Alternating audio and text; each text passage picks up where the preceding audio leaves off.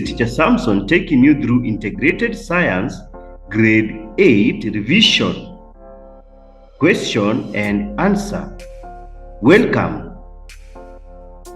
So here we have a question, and question number 1 here is, which of the following is not a function of the cell wall? That is question number 1. We have the choices here. To give support to the plants, allows substances to enter and leave the cell, stores waste, stores sugars and water, maintains the shape of the plant cell. Then question number 2, a pair of tongs is an apparatus used in the laboratory. What is its function? We have the choices here: to hold test tubes, boiling tubes during heating. It is used to lower burning substances into a gas jar, and it is used to support the crucible while heating. And lastly, it is used to hold solid substances that are being heated. You choose the best answer. Question number 3. Which part of the Bunsen burner is used to allow air to enter the Bunsen burner? We have the choices here: air hole, chimney, jet, and collar. Choose the best answer. Back to number 1. Which of the following is not a function of the cell wall? The answer should be stores waste, salts, sugars, and water. As you all know that cell wall gives support to the plants.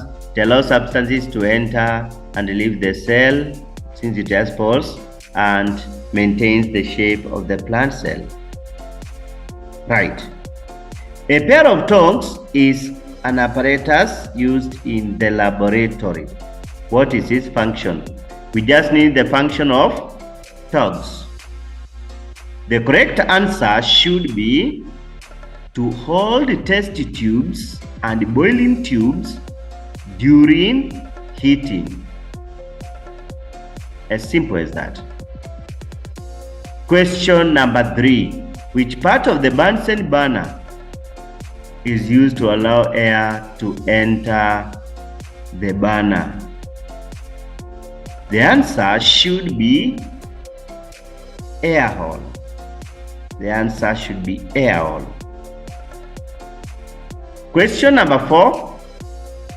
Sodium hydroxide. Sodium hydroxide is likely to be strong acid, weak base, neutral, or strong base. Then question number 5.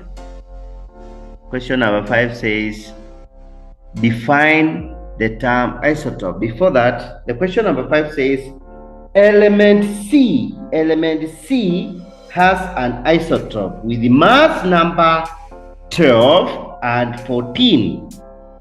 Use this information to answer the questions below. Element C has an isotope with the mass number 12 and 14. Use this information to answer the questions below. So question A on the isotope is, define the term isotope. B, how many neutrons does isotope C have? How many neutrons does isotope C 14 have? That is 2 marks. And then the other one was also 2 marks, the definition. Then which element is represented by C? That is also 1 mark. So back to number 4. Sodium hydroxide is likely to be, we know we have strong acids, weak base, weak acid, neutral like water, and so on. So the answer here should be a strong base. Strong base. Define the term isotope. The answer should be An isotope refers to atoms of the same element with the same atomic number but different number of neutrons. Therefore, isotopes have different mass number, which has been caused by different number of neutrons. So an isotope is atoms of the same element with the same atomic number, which is the subscript, and different neutrons. Therefore, they have different mass number. An isotope refers to atoms of the same element with the same atomic number but different number of neutrons, hence different mass number. As simple as that. These are 2 marks. Yeah. How many neutrons does isotope 14 have? So this C here, we shall say to get the number of neutrons, you say it is mass number minus atomic number. Mass number is the superscript, that is 14, and atomic number is the subscript, which is 6. So you say 14 minus 6, which gives us 8. So the answer is 8 neutrons. 8 neutrons. So that is the correct answer, 8 neutrons. Which element is represented by C? This is question number C. So what do we do? Let us remember the formula. Let me make one here for you. From number 1 to number 20, this is the atomic numbers. So we have Hi Helen, lile beberu bora chinja na ondoa figo nene, na mgeni aliyesimama pale Serengeti Club arudi kwao Canada. You can use that of yours. You can also sing. You can have them order. You can order them with using your fingers. They know you know them. Yeah, you can do this. Also, if you don't know them, just apply this formula for me. Yeah. So, Hi is hydrogen, Helen is helium, Lile is lithium, Beberu is beryllium, Bora is boron, Chinja is carbon, Na is nitrogen, Ondoa is oxygen, Figo is fluorine, and Ne is neon, Na is sodium. Remember, sodium has its name as natrium. The Latin name is natrium. So the symbol is gotten from the Latin Na. That is sodium. Mgeni is magnesium. Aliye is aluminium. And Simama is silicon. Then Pale is phosphorus. And Serengeti is sulfur. Then Club is chlorine. Arudi is argon. And Kwao is potassium. Potassium is abbreviated as or symbolized by K. And then we have calcium, which is Canada. So, which isotope is this? Where is C? Look at C. Now you look at the subscript, which was 6. So, as it is element number 6. So it is Chinja, which is carbon. So the correct answer should be carbon. Let's go to question number 6. Question number 6 says, Joshua googled the properties of liquids. Give 3 properties that he found. Properties of liquids. Then we have, that is 3 marks. Then we have another number here called number 7. Number 7 is, blue hydrated copper 2 sulfate was heated in a test tube and the solid turned to white, called anhydrous copper 2 sulfate. Use this information to answer questions below. Question number 1 is, name the process named above and name 3 characteristics of the changes named. As simple as that. So let's go back to question number 6. Let's go to question number 6. Joshua googled the properties of liquids. Give 3 properties that he found.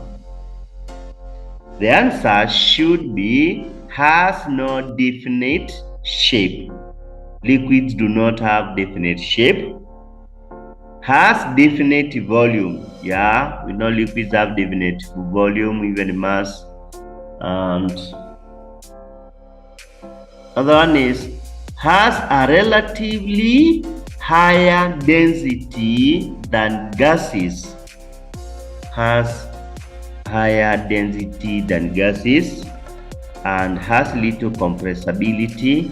You can get this either 3 or not limited to these answers only. You can do research on more. So this was 3 marks. Any 3 is correct. Blue hydrated copper 2 sulfate was heated in a test tube and the solid turned white, called an entrance copper 2 sulfate. Use this information to answer the questions below.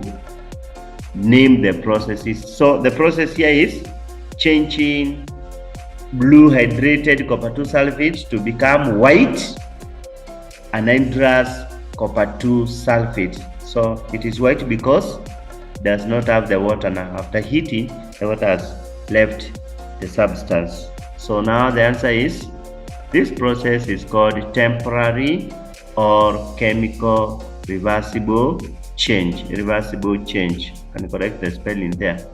Temporary stroke chemical reversible change. Name 3 characteristics of the changes above. So number 1, new substance was formed. It was blue hydrated copper 2 sulfate. Now it became anhydrous copper 2 sulfate, which was white. The other one is there is change in mass, yeah, because the water was present and now the water has left. So definitely the mass will change. Then the process is reversible. That is true. You pass it through water or you just react it with water again, or you just pour water in it. It changes to blue again. Then there is heat change, obviously. There is heat change because heat has been used. Question number 7A. It says, define the term diffusion. Define diffusion. 1 mark. And then we have part B. How is diffusion important to living things? How is diffusion important to living things? So we go back to A. Diffusion. Define diffusion. That is 1 mark. So you say diffusion is the process by which particles move from a highly concentrated area to a lowly concentrated area. Underline the word highly concentrated and lowly concentrated area. So diffusion is the process by which particles move from a highly concentrated area to a lowly concentrated area. Question number 7B. How is diffusion important to living things? How is diffusion important to living things? When we talk about living things here, we mean plants and animals. Yeah, the answer should be number 1. Gaseous exchange in plants. Gaseous exchange in plants depends on this diffusion, gaseous exchange. Then we also have enhancing security using sniffer dogs. This is done by security agents. They use the sniffer dogs to enhance security. So that sniffing is through diffusion. Another one is pollination in plants. So diffusion is very important in that it helps in pollination in plants. Pollination in plants, the transfer of pollen grains from the anthers to the stigma. Then we have number 4 here, although we are taught to write 3, but let us continue. Hunting by carnivores. This is diffusion. Diffusion here is applied by the carnivorous animals. When they are hunting, they sniff and get to know where their prey is. Then we also have gaseous exchange in mammals and animals. Also depends on diffusion in most cases.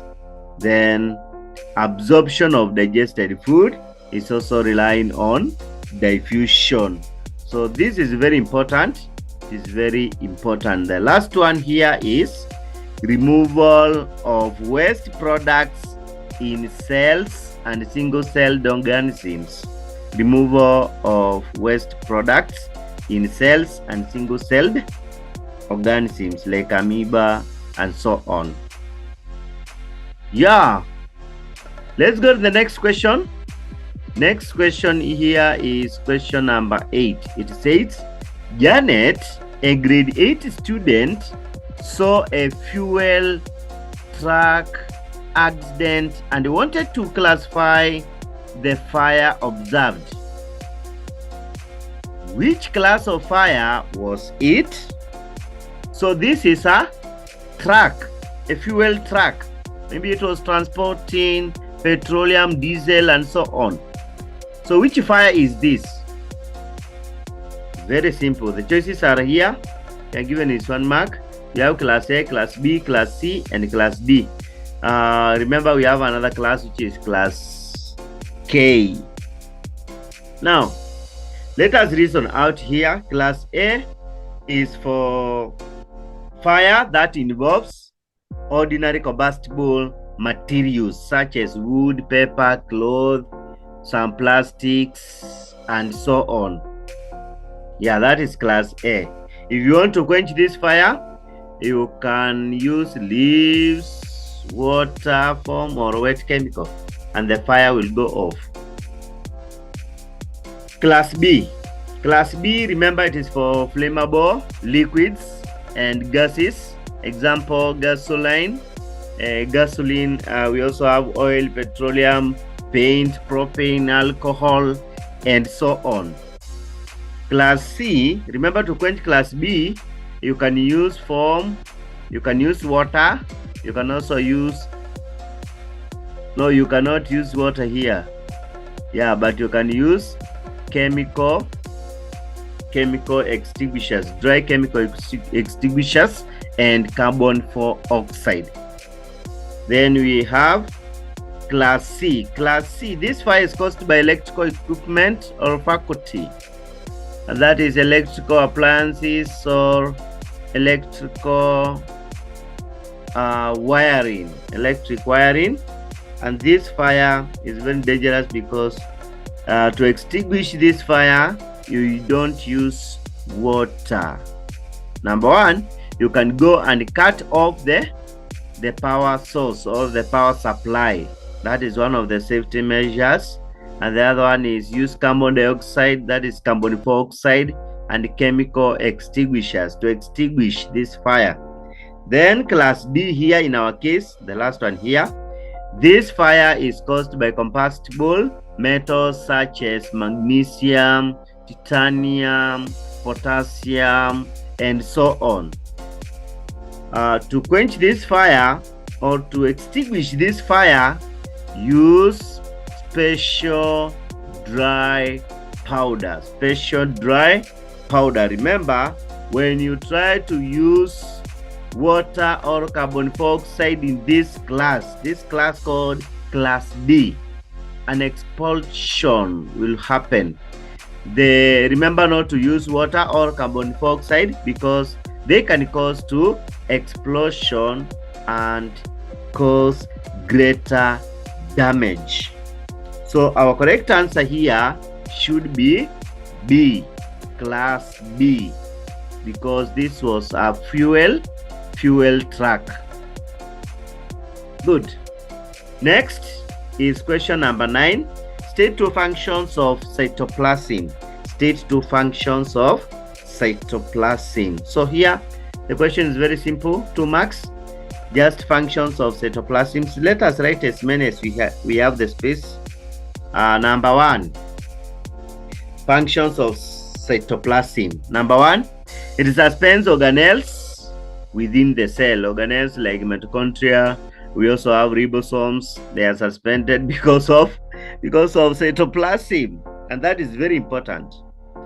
Then we also have it is a site for chemical reactions. Remember, chemical reactions take place through this cytoplasm. In this cytoplasm, it offers a field for the chemical reactions to take place.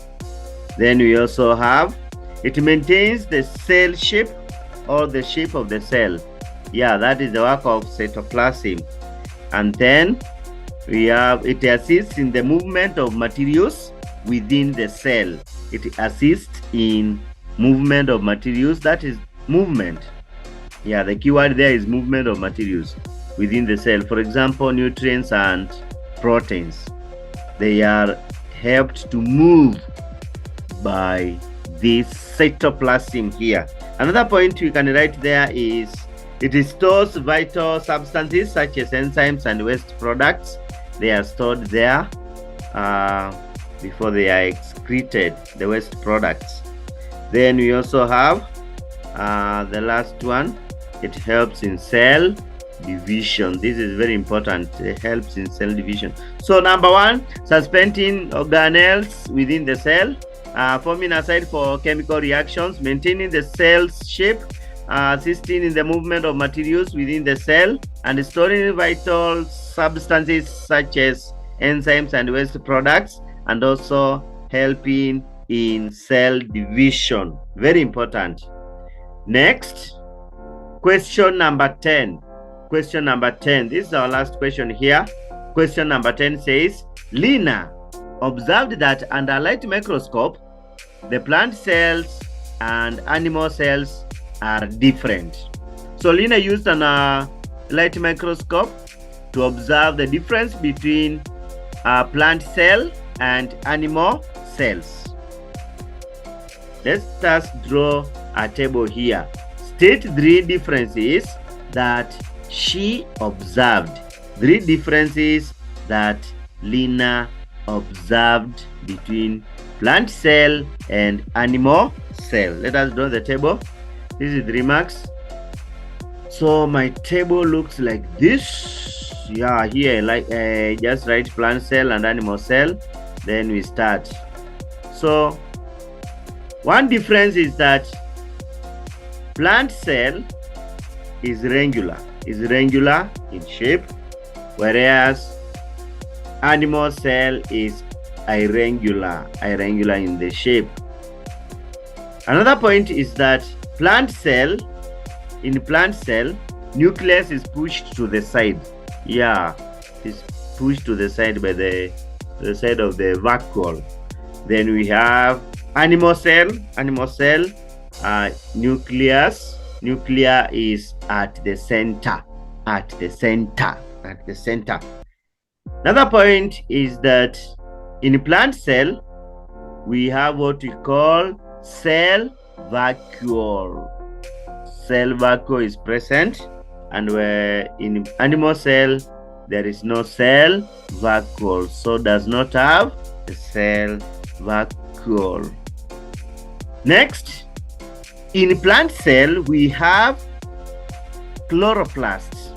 Chloroplast, the one which helps in photosynthesis. Remember, these are plants. Animals do not have chloroplast because they do not make their own food. All right. So in animal cell, chloroplast is absent, does not have chloroplasts. And then lastly but not the least, we have in plant cell, there is a cell wall, whereas in animal cell, cell wall is absent.